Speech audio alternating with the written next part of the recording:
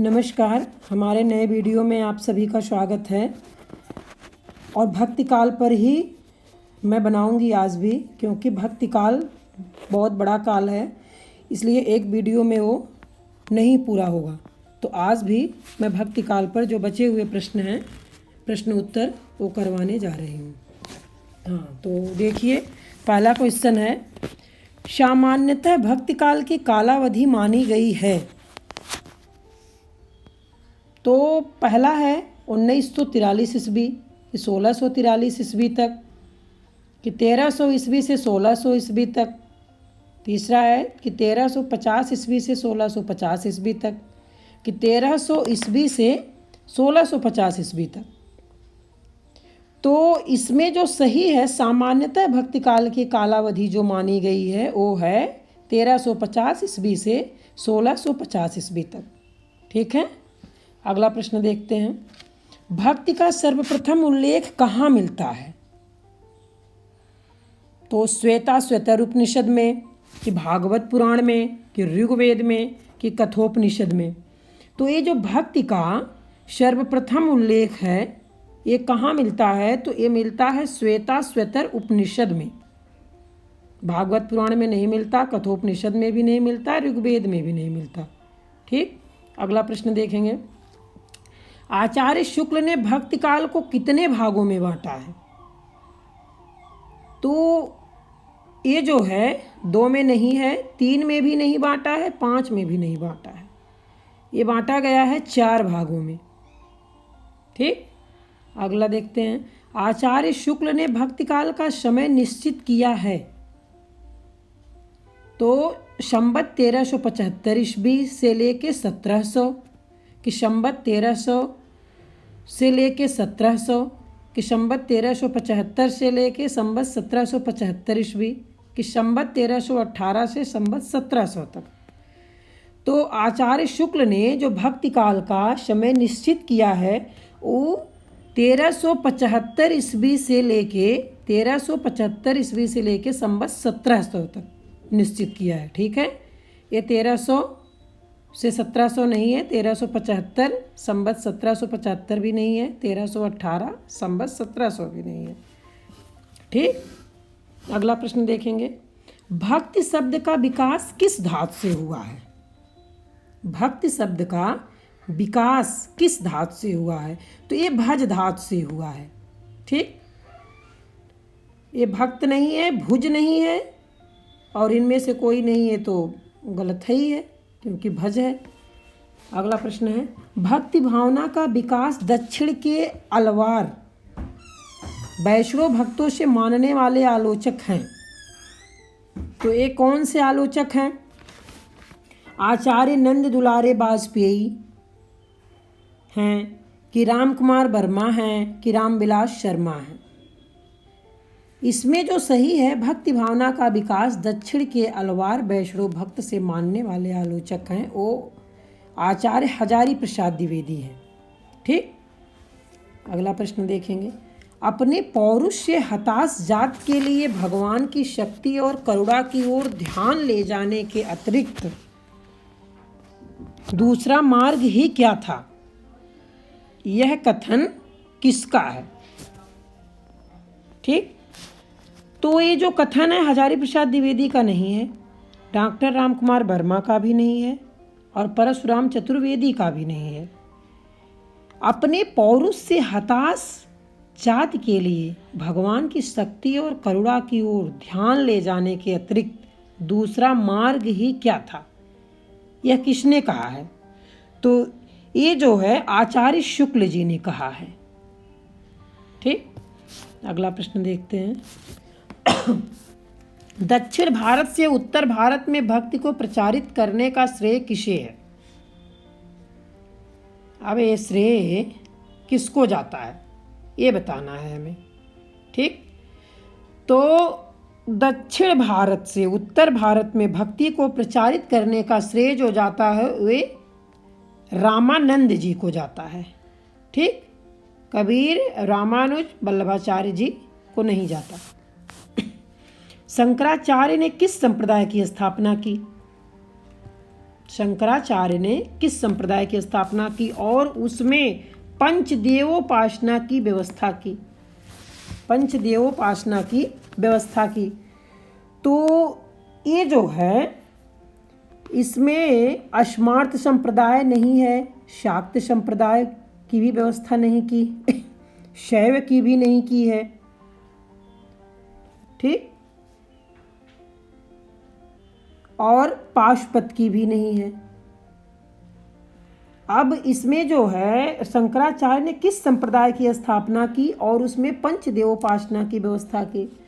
तो ये शाक्त संप्रदाय नहीं है, पाशुपत भी नहीं है, शैव भी नहीं है। ठीक, ये अस्मार्त संप्रदाय है। ठीक है, अस्मार्त संप्रदाय पंचदेवोपासना की व्यवस्था की है इसमें। ठीक है, अगला देखेंगे। श्री संप्रदाय के संस्थापक विशिष्टाद्वैत के प्रतिपादक आचार्य हैं। तो ये कौन है? श्री संप्रदाय के संस्थापक विशिष्टाद्वैत के प्रतिपादक आचार्य हैं, तो वे हैं रामानुजाचार्य जी। ठीक, अगला प्रश्न देखेंगे। निर्गुण भक्ति का आदि स्रोत ग्रंथ इनमें से कौन है? तो ये जो निर्गुण भक्ति का आदि स्रोत ग्रंथ है, ये श्री भागवत में नहीं है, ब्रह्मसूत्र में भी नहीं है, रामायण में भी नहीं है। ठीक है, तो ये जो है श्वेता श्वेतरोपनिषद में है, निर्गुण भक्ति का आदि स्रोत ग्रंथ।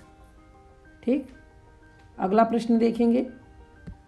भक्ति आंदोलन को ईसाई धर्म के प्रभाव स्वरूप विकसित माना है। तो ये किसने माना है? आचार्य शुक्ल ने नहीं माना है, आबिद हुसैन ने भी नहीं माना, आचार्य हजारी प्रसाद द्विवेदी जी ने भी नहीं माना है। ये भक्ति आंदोलन को ईसाई धर्म के प्रभाव स्वरूप जो विकसित माना गया है वो ग्रियर्सन जी ने माना है। ठीक है, अगला प्रश्न। शिव किस भाषा का शब्द है? शिव किस भाषा का शब्द है? तो ये जो इनकी भाषा है वो तमिल भाषा का शब्द है शिव। ठीक, संत शब्द को शांत से व्युत्पन्न मानने वाले आलोचक हैं। बहुत इंपॉर्टेंट क्वेश्चन है। संत शब्द को शांत से व्युत्पन्न मानने वाला कौन से आलोचक हैं? अब यहाँ बताना है राहुल सांकृत्यायन हैं कि हजारी प्रसाद द्विवेदी हैं कि डॉक्टर पीताम्बर दत्त बड़कथवाल हैं कि ग्रियर्सन हैं। तो राहुल सांकृत्यायन जी नहीं है, हजारी प्रसाद द्विवेदी भी नहीं है और ग्रियर्सन भी नहीं है। ये हैं संत शब्द को शांत से व्युत्पन्न मानने वाले डॉक्टर पीताम्बर दत्त बड़कथवाल जी। ठीक, अगला प्रश्न देखेंगे। संतों में मूर्ति पूजा और अवतारवाद का विरोध किसके प्रभाव स्वरूप मिलता है? तो वैष्णव भक्ति से मिलती है कि शाक्त भक्ति से कि स्मार्त भक्ति से, स्मार्त काव्य से? स्मार्त काव्य से नहीं मिलती। तो संतों में मूर्ति पूजा और अवतारवाद का विरोध किसके प्रभाव स्वरूप मिलता है? तो ये इस्लाम के एकेश्वरवाद, ठीक है, से मिलता है। फिर अगला प्रश्न है, मराठी संत नामदेव किस जात से संबंध रखते हैं? ये दर्जी जात से रखते हैं। ठीक है, अगला प्रश्न है, नामदेव के गुरु का नाम है? विश्वेवा खेचर है कि रामानुज कि नकमालवार की भुवी वाहन? यहाँ नामदेव के गुरु का नाम पूछा जा रहा है, तो यहाँ होगा विश्वेवा खेचर जी हैं। ठीक है, रामानुज भी नहीं है, भुवी वाहन भी नहीं है, नकमालवार भी नहीं है। ठीक, अगला प्रश्न देखेंगे। ज्ञानाश्रयी शाखा को संत साहित्य या संत काव्य परंपरा नाम किस साहित्यकार ने दिया है? तो ये जो है ज्ञानाश्रयी शाखा को संत साहित्य संत काव्य परंपरा नाम किस साहित्यकार ने दिया है? तो ये दिए हैं राम कुमार वर्मा जी। ठीक है, अगला प्रश्न देखेंगे। प्रस्थान चतुष्टयी में उपनिषद, ब्रह्म सूत्र तथा गीता के साथ चौथा ग्रंथ कौन सा है? तो ये चौथा ग्रंथ जो है महाभारत पहला नहीं है, रामायण भी नहीं है दूसरा, तीसरा वेद ये भी नहीं है। तो प्रस्थान चतुष्टयी में उपनिषद, ब्रह्मसूत्र तथा गीता के साथ चौथा ग्रंथ है अगर, तो भागवत पुराण है। अगला प्रश्न, ब्रह्मसूत्रों की रचना किसने की है? ब्रह्मसूत्रों की रचना पहला शंकराचार्य जी ने नहीं किया है, रामानुजाचार्य जी ने भी नहीं किया है, ये वल्लभाचार्य जी ने भी नहीं किया है। तो ब्रह्मसूत्रों की रचना जो किया है वो वादरायण जी ने किया है। ठीक, अगला प्रश्न देखेंगे, प्रच्छन्न बौद्ध के नाम से किस दार्शनिक को जाना जाता है? यहाँ जो शब्द है प्रच्छन्न बौद्ध के नाम से किस दार्शनिक को जाना जाता है? तो ये शंकराचार्य जी को जाना जाता है। ठीक है, रामानुजाचार्य को नहीं जानते, विष्णु स्वामी को भी नहीं जानते और रामानंद को भी नहीं जानते। तो प्रच्छन्न बौद्ध के नाम से वो जो दार्शनिक, किस दार्शनिक को जाना जाता है? तो शंकराचार्य जी को जाना जाता है। ठीक, अगला प्रश्न देखेंगे, भक्ति के आद्य आचार्य कौन माने जाते हैं? ये भक्ति के आद्य आचार्य जो माने जाते हैं वो रामानुजाचार्य जी माने जाते हैं। ठीक, अगला प्रश्न है, ज्ञानाश्रयी शाखा के प्रमुख कवि हैं? ये तो पता होगा सभी को, ज्ञानाश्रयी शाखा के जो प्रमुख कवि हैं वो कबीरदास जी हैं। ठीक, अगला प्रश्न देखेंगे, ये पीजीटी में 2011 में आया भी है, अलवार संतों की संख्या कितनी मानी गई है? अलवार संतों की संख्या कितनी मानी गई है? तो 22 नहीं है, 9 भी नहीं है, 8 भी नहीं है, ये 12 मानी गई है। ठीक, अगला प्रश्न है, कौन सा संत सगुण निर्गुण उपासक था?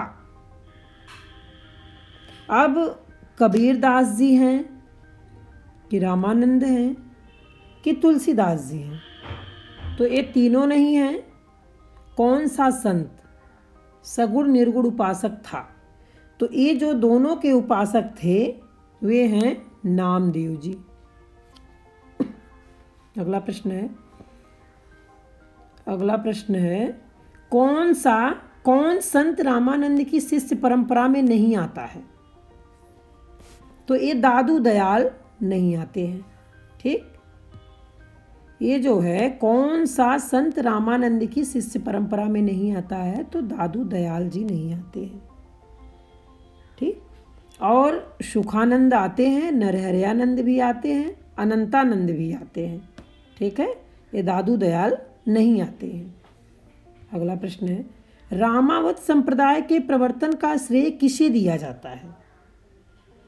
तो ये रामावत संप्रदाय के प्रवर्तन का श्रेय जो दिया जाता है वे रामानंद जी को दिया जाता है। ठीक है, अगला प्रश्न है, किस संत कवि को भारतीय लूथर की उपमा दी गई है? भारतीय लूथर की उपमा दी गई है, ये जो है कबीर जी को दी गई है। ठीक है, बीजक किसकी रचना है? तो ये सभी को पता होगा, कबीरदास जी की बीजक। निर्गुण संत कवियों में सर्वाधिक शास्त्रज्ञ एवं पढ़े लिखे थे? निर्गुण संत कवियों में सर्वाधिक शास्त्रज्ञ एवं पढ़े लिखे थे कौन से कवि थे? ये सुंदर दास जी थे। ठीक है, अगला प्रश्न, दादू दयाल की रचनाओं का संकलन रज्जब ने किस नाम से किया है? तो ये जो है दादू दयाल की रचनाओं का जो संकलन है रज्जब ने किस नाम से किया है? तो ये अंगबधू नाम से किया है। ठीक है, ये तीनों नहीं है। 5 पात्र में रात्र शब्द का क्या अर्थ है? 5 रात्र में रात्र शब्द का क्या अर्थ है? तो ये जो अर्थ है इसमें, इसका मतलब है ज्ञान। ठीक, अगला प्रश्न है, कबीर का अहिंसावाद किस संप्रदाय की देन है? तो कबीर का अहिंसावाद जो है वो वैष्णव संप्रदाय की देन है। ठीक है। द्वैतवाद का प्रवर्तन किसने किया? द्वैतवाद का प्रवर्तन रामानंद जी ने नहीं किया है, निम्बकाचार्य भी नहीं किए हैं, रामानुज भी नहीं किए हैं। ठीक है। तो द्वैतवाद का जो प्रवर्तन किया है माधवाचार्य जी ने किया है। ठीक। अगला प्रश्न है, लोना किस संत की पत्नी का नाम था? कबीरदास जी की पत्नी का नाम नहीं था, सुंदरदास जी की भी पत्नी का नाम नहीं था और दादू के भी पत्नी का नाम नहीं था। तो लोना जो था वो रैदास के पत्नी का नाम था। ठीक है। अगला प्रश्न है, जाके कुटुंब सब ढोर ढोवत फिरहिं जहु बनारसी, आस पासा पंक्तियां किस कवि की है? ये जो है किस कवि का है? रहीम दास जी का तो नहीं है, नानक देव का भी नहीं है, कबीर दास जी का भी नहीं है। तो ये जाके कुटुंब सब ढोर ढोवत फिरहिं अजहु बनारसी, आस पासा पंक्तियां ये जो है ये रविदास जी की है। ठीक है। अगला प्रश्न देखते हैं, आचार्य रामचंद्र शुक्ल ने भक्ति आंदोलन के उदय का प्रथम कारण किसे माना है? तो ये जो भक्ति आंदोलन के उदय का प्रमुख कारण माना है वे हिंदुओं की पराजित मनोवृत्ति, हिंदुओं की पराजित मनोवृत्ति माना। ठीक है। अगला प्रश्न है, आचार्य शुक्ल के अनुसार कबीर ने ज्ञान मार्ग की बातें कहाँ से ली है? आचार्य शुक्ल के अनुसार कबीर ने ज्ञान मार्ग की बातें कहाँ से ली है? तो ये हिंदू शास्त्रों से ली है। ठीक है। सिद्धों से नहीं ली थी, कुरान शरीफ से भी नहीं लिया है और भगवत पुराण से भी नहीं लिया है। ठीक। अगला प्रश्न देखते हैं, भक्ति काल को स्वर्ण युग सर्वप्रथम किसने कहा? तो भक्ति काल को स्वर्ण युग सर्वप्रथम ग्रियर्सन जी ने कहा है। ठीक है। गारसादा तासी ने भी नहीं कहा, आचार्य प्रसाद द्विवेदी ने भी नहीं कहा, आचार्य शुक्ल ने भी नहीं कहा। अगला प्रश्न देखते हैं, विद्यापति को रहस्यवादी सर्वप्रथम किसने घोषित किया था? तो ये ग्रियर्सन जी ने किया था। रहस्यवादी जो ये घोषित किए थे ग्रियर्सन जी ने किया थे, ग्रियर्सन जी किए थे। ठीक है। अगला प्रश्न देखते हैं, बीजक का संकलन और संपादन कबीर के किस शिष्य ने किया था? बीजक का संकलन और संपादन कबीर के किस शिष्य ने किया था? तो ये बताना है, दादू दयाल ने नहीं किया था, कमाल ने भी नहीं किया था, मलूकदास ने भी नहीं किया था। तो ये बीजक का संकलन और संपादन कबीर के धर्मदास शिष्य ने किया था। ठीक है। अगला प्रश्न है, सुंदर विलास के रचयिता कौन थे?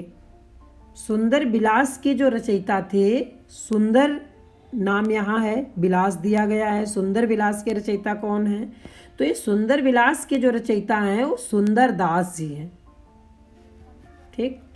अगला प्रश्न देखते हैं, अजगर करे न चाकरी, पंछी करे न काम, दास मलूका कही गए सबके दाता राम। ये किसकी पंक्ति है? तो ये जो है रहीम दास जी की नहीं है, तुलसीदास की भी नहीं है, अग्रदास की भी नहीं है। ये किसकी है? मलूक दास जी की है।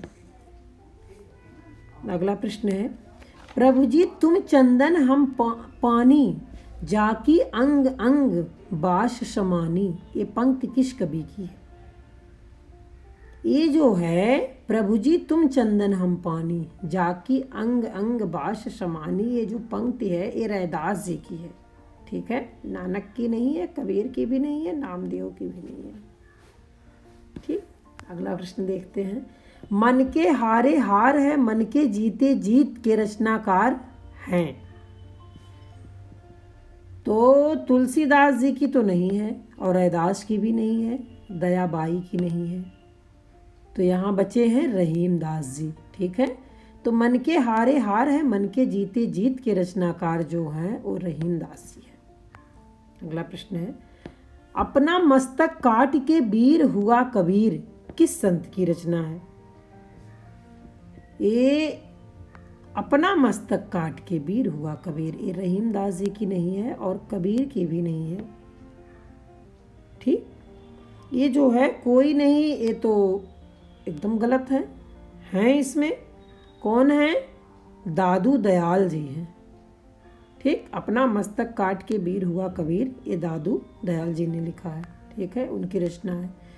मैं कहता आँखिन की देखी, तू कहता कागज की लेखी, ये पंक्ति किस कवि की है? ये जो है नानक की नहीं है, रहीम की भी नहीं है और दादू की भी नहीं है। तो बचे यहाँ कबीरदास जी। तो मैं कहता आँखिन की देखी, तू कहता कागज की लेखी, एक कबीरदास जी द्वारा इस पंक्ति के कवि हैं कबीरदास जी। ठीक है, अगला प्रश्न। दादू की रचनाओं का संकलन उनके शिष्यों ने किस नाम से किया? दादू की रचनाओं का संकलन उनके शिष्यों ने किस नाम से किया है? तो ये जो किया है हरडे वाणी नाम से किया है। ठीक है, अगला प्रश्न है। रामचंद्र शुक्ल ने सूफी काव्य धारा को क्या नाम दिया है? तो प्रेमाश्रयी शाखा दिया है। ठीक है, अगला प्रश्न है। ये प्रेम कहानियां मुसलमानों के द्वारा ही लिखी गई हैं। शुक्ल जी ने यह उक्ति किस काव्य धारा के लिए कही है? शुक्ल जी ने यह उक्ति किस काव्य धारा के लिए कही है? तो ये जो है संत काव्य, संत काव्य की सूफी काव्य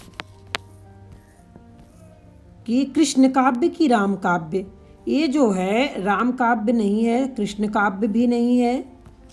ठीक, ये संत काव्य भी नहीं है, सूफी काव्य है। ये प्रेम कहानियाँ मुसलमानों के द्वारा ही लिखी गई हैं। शुक्ल जी ने यह उक्ति किस काव्य धारा के लिए कही है? तो सूफी काव्य धारा के लिए कही है। ठीक है, अगला प्रश्न देखते हैं हम। सूफी काव्य परंपरा के प्रथम कवि हैं। अब ये सूफी काव्य परंपरा के प्रथम कवि हैं, तो प्रथम कवि जो हैं वो मुल्ला दाऊद जी हैं। यहाँ प्रथम कवि आए हैं तो मुल्ला दाऊद जी हैं। ठीक है, अवधी भाषा में रचित चंदायन के रचनाकार हैं। अवधी भाषा में रचित चंदायन के जो रचनाकार हैं वो मुल्ला दाऊद जी हैं। ठीक, आचार्य शुक्ल ने सूफी काव्य परंपरा का प्रथम कवि किसे माना है? तो ये जो है मंझन को नहीं माना है, जायसी को भी नहीं, दाऊद को भी नहीं। ठीक है, तो आचार्य शुक्ल ने सूफी काव्य परंपरा का प्रथम कवि जो माना हो कुतुबन जी को माना है। ठीक, अगला प्रश्न देखते हैं। अवधी भाषा का प्रथम महाकाव्य पद्मावत की रचना किसने की है? ये जो है पद्मावत की रचना जो हुई है अवधी भाषा का प्रथम महाकाव्य, ये मलिक मोहम्मद जायसी ने की है। ठीक है, अगला प्रश्न है। पद्मावत में पद्मावती प्रतीक है। पद्मावती किसका प्रतीक है? परमात्मा का। ठीक, प्रेमाख्यान काव्य परंपरा का मुख्य दर्शन है। प्रेमाख्यान काव्य परंपरा का मुख्य दर्शन है, तो क्या है इसमें मुख्य दर्शन? हनफी नहीं है, हदीस भी नहीं है और मलामत भी नहीं है, तो है इसमें क्या? तशव्वुर। ठीक, प्रेमाख्यान काव्य परंपरा का मुख्य दर्शन जो है वो तशव्वुर है। ठीक, अगला प्रश्न देखते हैं, और ये आया भी है TGT 2005 में। अगला प्रश्न है। चित्रावली में उस्मान ने किस शासक की प्रशंसा की है? तो शेर शाह की तो नहीं की है, रत्नसेन की भी नहीं की है और अकबर की भी नहीं की है। चित्रावली में उस्मान ने किस शासक की प्रशंसा की है? तो शासक का नाम है जहांगीर। ठीक है, अगला प्रश्न है। जायसी को महाकवि के रूप में किस आलोचक ने प्रतिष्ठित किया है? तो जायसी को महाकवि के रूप में जो प्रतिष्ठित किया है वे आचार्य रामचंद्र शुक्ल जी ने किया है। ठीक। पद्मावत की हस्तलिखित प्रति मिलती है, उर्दू में मिलती है कि अवधी में मिलती है कि हिंदी में मिलती है? ये तीनों में नहीं मिलती। पद्मावत की जो हस्तलिखित प्रति मिलती है तो फारसी में मिलती है। ठीक है। अगला प्रश्न है, पद्मावत प्राकृत के किस ग्रंथ से प्रभावित है? तो ये पद्मावत प्राकृत के किस ग्रंथ से प्रभावित है? ये प्राकृत प्रकाश से नहीं, कुमारपाल प्रतिबोध से भी नहीं। ठीक है। इनमें से कोई नहीं, ये गलत है, इनमें से है। ठीक है। अब रयण सेन कहा पद्मावत प्राकृत के, ये रयण सेन कहा ग्रंथ से प्रभावित है? ठीक है, ये सही है। अगला प्रश्न है, जायसी कहाँ के रहने वाले थे? तो ये रायबरेली के रहने वाले थे। ये तीनों गलत है। अगला प्रश्न देखेंगे, मधुमालती किसकी रचना है? मधुमालती किसकी रचना है? तो ये रचना है मंझन की। ठीक है, ये तीनों नहीं है। मधुमालती का नायक है। अब मधुमालती के नायक का नाम क्या है? कुंवर है कि रतन सेन है कि ढोला है? तो मधुमालती के नायक का नाम है मनोहर। ठीक है। अगला प्रश्न है, दामोदर या दामो कवि की रचना है? कौन सी है रचना? सत्यवती कथा है कि छिताई वार्ता है कि माधवानल काम कंदला है कि लखन सेन पद्मावती कथा? तो ये जो है दामोदर या दामो कवि की जो रचना है वे लखन सेन पद्मावती कथा है। ठीक है। अगला प्रश्न है, किस एक प्रेमाख्यान का आरंभ जैनायनमः से किया गया है? आरंभ जो किया गया है जैनायनमः से किया गया है। तो प्रेम विलास प्रेम लता की पद्मावत कि माधवानल काम कंदला कि ढोला मारूरा दूहा, इन चारों में से जो प्रेमाख्यान का आरंभ जैनायनमः से किया गया है वो जो है प्रेम विलास प्रेम लता से किया गया है। ठीक है, प्रेम विलास प्रेम लता से किया गया है। अगला प्रश्न है, मृगावती में किसकी प्रशंसा की गई है? मृगावती में जो प्रशंसा की गई है हुसैन शाह की गई है।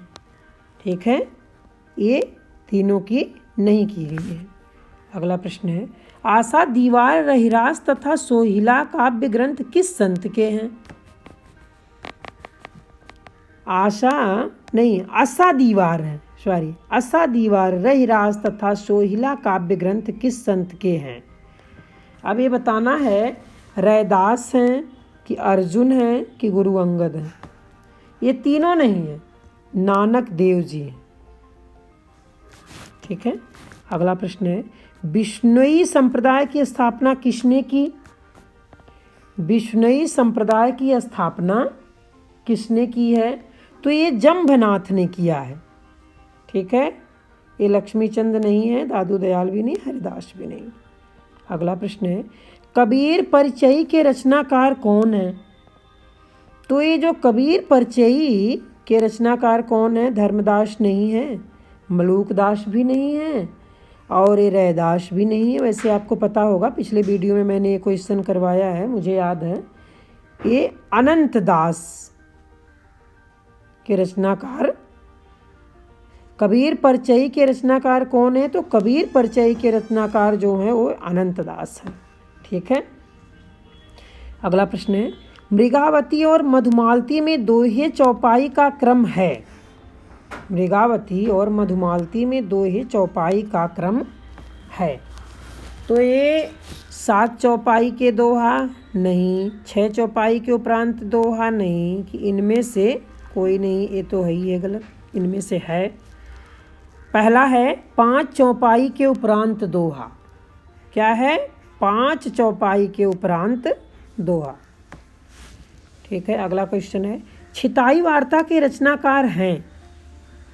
छिताई वार्ता के रचनाकार हैं तो कौन है? ईश्वरदास नहीं है और अग्रदास भी नहीं है, सूरदास पंजाबी भी नहीं है। तो छिताई वार्ता के जो रचनाकार हैं वे नारायण दास जी हैं। ठीक। जन कवि ने कितने प्रेमाख्यान लिखे? ये जन कवि ने कितने प्रेमाख्यान लिखे? 72 कि 78 कि 20? तो ये जो लिखे हैं वे 29 लिखे हैं। ठीक है, 29।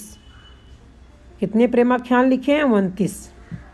अगला प्रश्न है कबीर किस शासक के समकालीन थे? कबीर किस शासक के समकालीन थे? तो अकबर के नहीं थे। ठीक है, ये किसके थे? पहले पे ही है आंसर इसका, सिकंदर लोदी। कबीर किस शासक के समकालीन थे? तो सिकंदर लोदी के थे। ठीक है, अगला प्रश्न देखेंगे। ये जहांगीर और मोहम्मद गोरी नहीं है। ठीक है, अगला प्रश्न है कबीर को बाणी का डिक्टेटर किस आलोचक ने कहा? ये पीजीटी 2011 में आया भी है और मुझे नहीं लगता आप लोगों को पता नहीं होगा, ये पता होगा। आचार्य हजारी प्रसाद द्विवेदी कबीर को बाणी का डिक्टेटर हजारी प्रसाद द्विवेदी ने कहा है। ठीक है, ये सब नहीं तीनों। ठीक। अब अगला प्रश्न है भक्तमाल के रचयिता हैं। भक्तमाल के रचयिता हैं तो कौन है? अग्रदास जी, सुंदरदास जी। अग्रदास जी नहीं है, सुंदरदास भी नहीं है, रामदास भी नहीं है। ठीक है, तो ये हैं नाभादास जी। भक्तकाल के रचयिता हैं नाभादास जी। अगला प्रश्न है प्रेमाख्यान काव्यों की मूल भावना है तो अध्यात्म है? नहीं, विरह भी नहीं है और वैराग्य भी नहीं है। तो प्रेमाख्यान काव्यों की मूल भावना जो है वो प्रेम है। ठीक है, अगला प्रश्न है प्रेमाख्यान काव्य परंपरा के अधिकांश काव्य किस शैली में रचे गए हैं? प्रबंध शैली में कि मुक्तक शैली में? इनमें से कोई नहीं कि गीत शैली में? तो ये जो है तीनों नहीं है, ये प्रबंध शैली में रचे गए हैं। ठीक है, प्रेमाख्यान काव्य परंपरा के अधिकांश काव्य प्रबंध शैली में रचे गए हैं। ठीक है, अब अगला है सूफी शब्द की उत्पत्ति निम्नलिखित में से किससे मानी गई है? ये जो है सूफी शब्द की उत्पत्ति निम्नलिखित में से किससे मानी गई है? तो ये सूफ से मानी गई है। ठीक है, ये सुफा, सोफिया, सफ़ा, ये तीनों नहीं।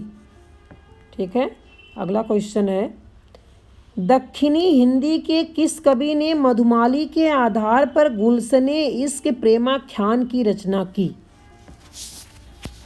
तो ये जो रचना की है दाऊद ने नहीं की है, बंदानवाज गेसु दराज ने भी नहीं की है, निजामुद्दीन औलिया ने भी नहीं किया है। तो दक्षिणी हिंदी के ये जो कवि का नाम है मधुमालती के आधार पर गुलशने इश्क प्रेमाख्यान की जो रचना है ये नुसरती जी ने की है। ठीक है, अगला प्रश्न है सूफियों में एक प्रसिद्ध महिला साधिका हुई जिसे मीरा के समान माना गया है, उनका नाम बताइए। तो उनका नाम क्या था? उनका नाम था राबिया। ये सूफिया नहीं है, बावरी साहिबा भी नहीं है, आंडाल भी नहीं है। ठीक है, अगला प्रश्न है पद्मावत को विद्वानों ने माना है अन्योक्ति, रसोक्ति, रूपक कि समासोक्ति? तो ये जो माना गया है पद्मावत को विद्वानों ने जो माना वो समासोक्ति माना है। ठीक है, ये तीनों नहीं है। अगला क्वेश्चन है दक्षिणी हिंदी कविता का प्रवर्तक कौन है? तो दक्षिणी हिंदी जो कविता के प्रवर्तक हैं वे ख्वाजा बंदानेवाज गेसुदराज, सबसे बड़ा विकल्प जो है ख्वाजा बंदानेवाज गेसुदराज है।